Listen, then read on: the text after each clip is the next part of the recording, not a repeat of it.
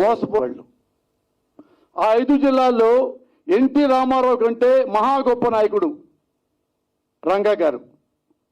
ఈ రంగా గారు బతికితే ఈ 5 జిల్లాల్లో ఎమ్మెల్యే సీట్లు ప్రభావితం చేస్తే మనకు రాజకీయ భవిష్యత్తు ఉండదు, ఇతను చంపాల్సిందే అని కంకణం కట్టుకున్నాడు నారా చంద్రబాబు నాయుడు.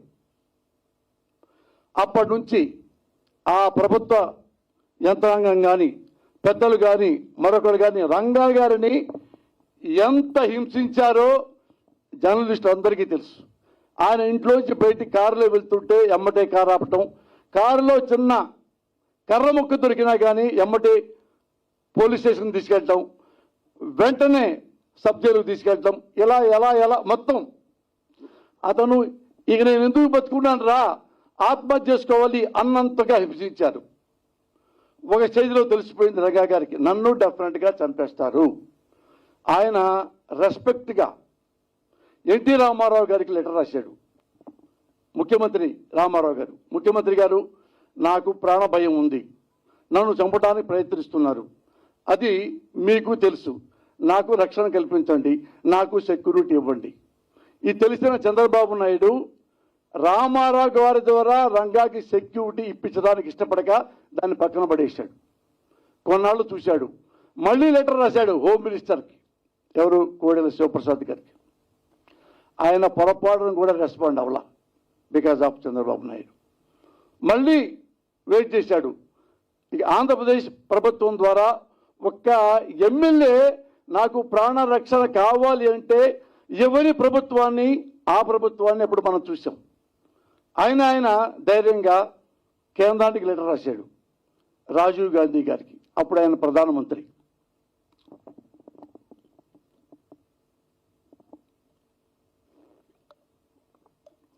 ఆయన ప్రధాని రాజీవ్ గాంధీ గారు పాప జెంట్లమన్ వెంటనే స్పందించాడు. అప్పుడు కేంద్ర మంత్రి శివశంకర్ గారు ఆయన వెంటనే విజయవాడ పిలిపించాడు.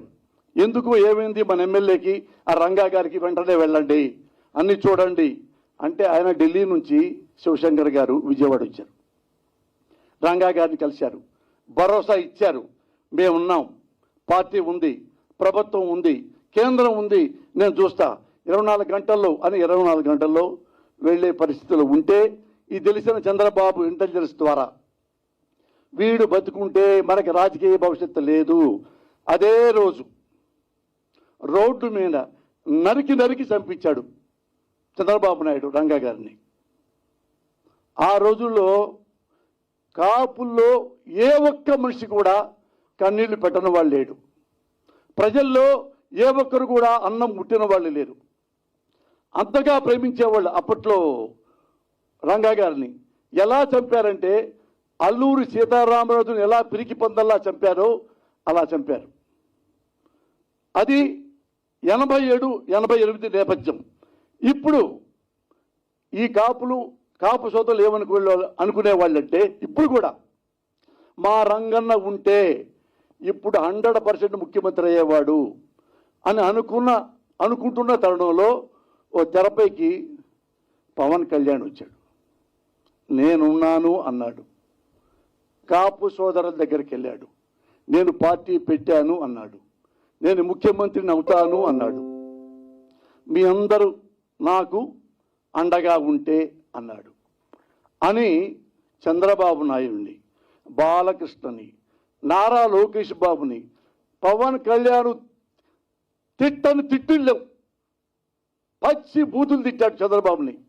నారా లోకేష్ అయితే మీకు చెప్పకల్లా, బాలకృష్ణ అయితే మీకు చెప్పకల్లా ఘోరంగా తిట్టాడు. కాపు సోదరులు నమ్మారు, క్లాప్స్ కొట్టారు. మీరంతా యూనిట్గా ఉండండి, నేను ముఖ్యమంత్రిని అవుతాను ఈలలు వేశారు. చాలా సంతోషపడ్డాడు. పోనీలే రంగా గారు పోయారు, రంగా అంత కాకపోయినా ఈయన కూడా మనకు అండగా ఉంటాడు అని ఆశపడి వాళ్ళందరూ యూనిట్గా ఉంటే ఈయన వారాహి కూడా కొనుక్కొచ్చాడు. వారాహి మీద దిగాడు, అందరితో ఉన్నారు, విధులు చేస్తున్నారు. మళ్ళీ మీరందరూ యూనిటీగా ఉండండి, మన కాపులందరూ ఉంటాం సార్ మీకోసమే, నా కోసం కాదు, చంద్రబాబు కోసం. నాకు ముఖ్యమంత్రి అయ్యేంత సీను లేదు. కమ్మ నాయకుడు చంద్రబాబునే మన ముఖ్యమంత్రిని చేయాలి. కాపుల మనో అంటే భావాలు ఎలా ఉంటాయి? 1988కి వెళ్ళాలి. నేను ఎందుకు ఈ మాట్లాడుతున్నానంటే నేను ఏదో జగన్ గారి సపోర్ట్ చేస్తానని ఇంకోళ్ళు సపోర్ట్ చేయరని కాదు. నేను ఓటర్ని, నేను సామాజికంలో ఒకరిని, ఒక పౌరుని, భారతదేశంలో ఒక రాజకీయ నాయకుడు ఒక పార్టీ పెట్టి నేను చేస్తానంటే ఆలకిస్తా. ఇప్పుడు మోడీని నేను బీజేపీ వాడిని కాదు. మోడీని ఎందుకు ఇష్టపడతాను? ఆనెస్ట్ ఫెలో కాబట్టి, టాలెస్ట్ ఫెలో కాబట్టి. కేసీఆర్ ఎందుకు పడ్డాను? అతను తెలంగాణ తెచ్చాడు కాబట్టి, తెలంగాణ తేటంలో ముఖ్యుడు కాబట్టి. నాకు పర్సనల్గా నాకేం ఉండవు.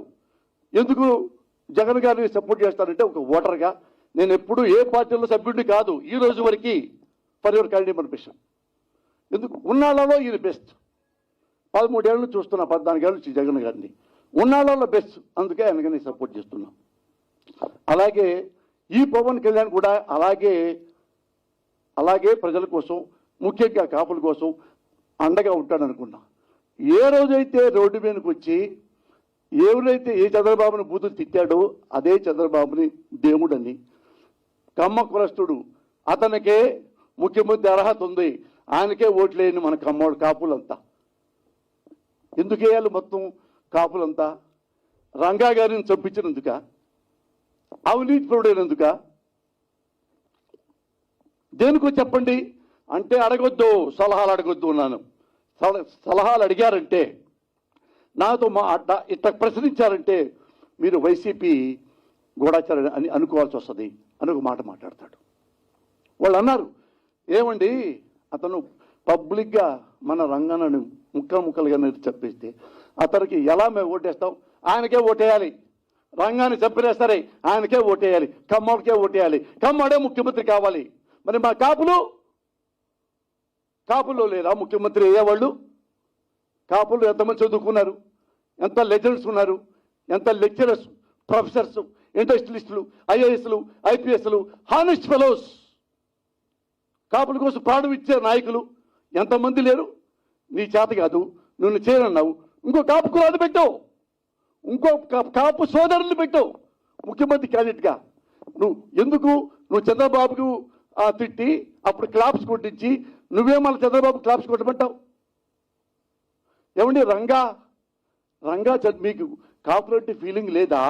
ఉందని చెప్పారు, మేము అనుకున్నాం. మరి రంగా గారు చెప్పినప్పుడు మీరేం చూడడానికి వచ్చారా? కానీ మీ ఇంట్లో ఉండేనా ఖండించారా? ఖండించరా? రంగా గురించి చెప్పలా. మరి మరి ఈయన ఉన్నాడు ముద్దగా పద్మనాభం గారు, ఆయన మెడబెట్టి నెట్టారు, అరెస్ట్ చేశారు చంద్రబాబు నాయుడు గారి ప్రభుత్వంలో. ఆడపిల్లల్ని, ఆడపడుతుల్ని ఏడ్చేలా చేసి జీబీకి ఇచ్చారు, అరెస్ట్ చేశారు. అంత అవమానించారు మన కాపు కులస్తుల్ని. అప్పుడు ఆయన ఇంటికి వెళ్ళలేదే, ఈ ఖండించలేదే, కబడ్దారు అనలేదే. కానీ నువ్వేం చేశావు? అవినీతి పోడయి రాజమండ్రి జైల్లో పడేస్తే వామ్మో నా నాయకుడిని, వామ్మో మా చంద్రబాబుని జైల్లో పడేసారు పరిగెత్తుకుంటూ వచ్చి రోడ్డు మీద దొరికి వెళ్ళిపోయి జైలుకి వెళ్ళాం. కుడి చేతుల్లోనే ఉన్న లోకేష్ని పెట్టుకున్నావు, ఈ ఎడం చేతుల్లోనేమన్నా బాలకృష్ణని పెట్టుకున్నావు, వెనక నీ మనసులోనేమన్నా మనోహర్ని పెట్టుకున్నావు, నీ గుండెలు ఏమన్నా చంద్రబాబును పెట్టుకున్నావు.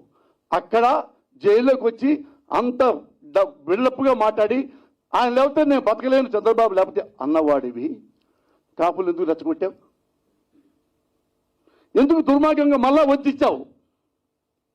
మరి ఇంతమంది పోనీ నేను ఎలక్షన్లు వచ్చినప్పుడు చిరంజీవి గారు పార్టీ పెట్టినప్పుడు నేను ఓటేయడానికి అడిగితే చలరూరుపేటలో ఒక అమ్మ నాకు ఓటేవంటే వద్దు, పోస్తానికి ఇష్టపడలే. నువ్వు కాపుల్లో నుంచున్నావు, కాపులు ఓటేస్తారంట, కాపుల్లో రౌడీలు గుండాలు ఉంటారు, కాపులు గెలిస్తే మనకు అమ్మాళ్ళను బతకనివ్వరు.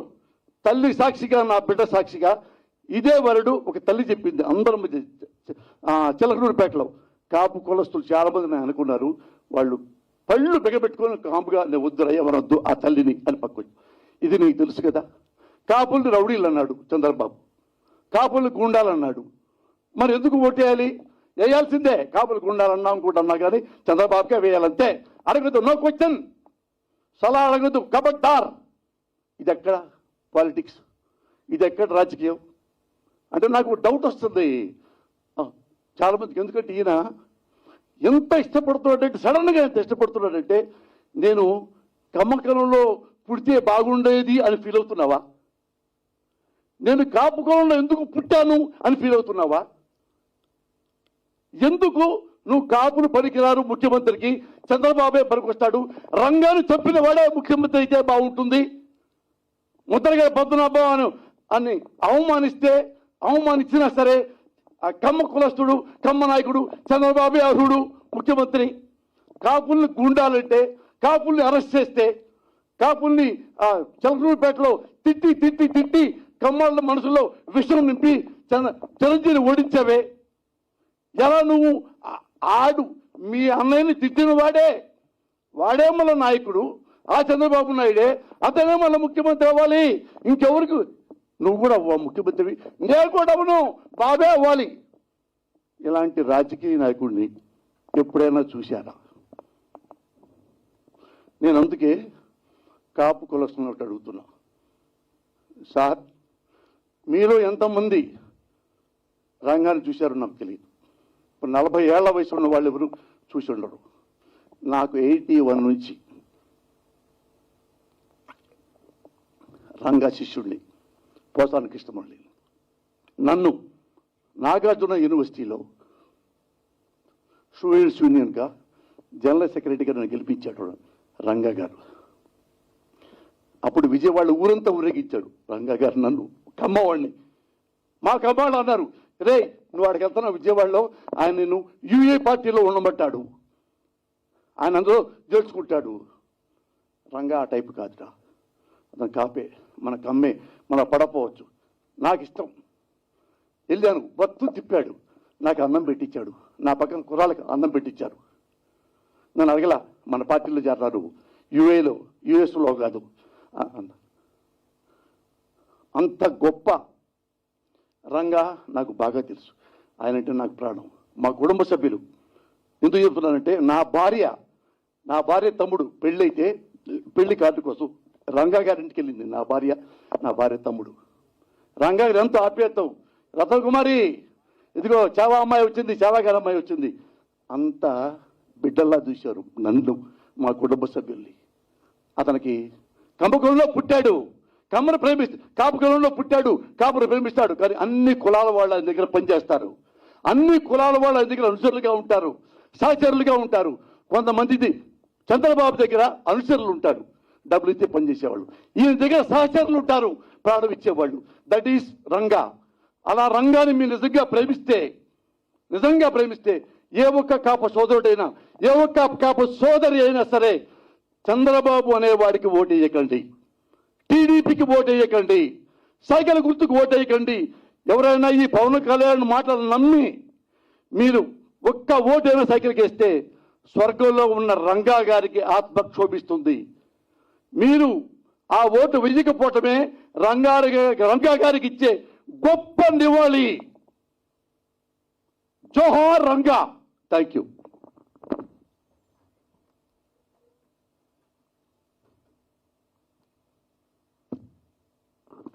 థ్యాంక్ యూ వెరీ మచ్ అన్న.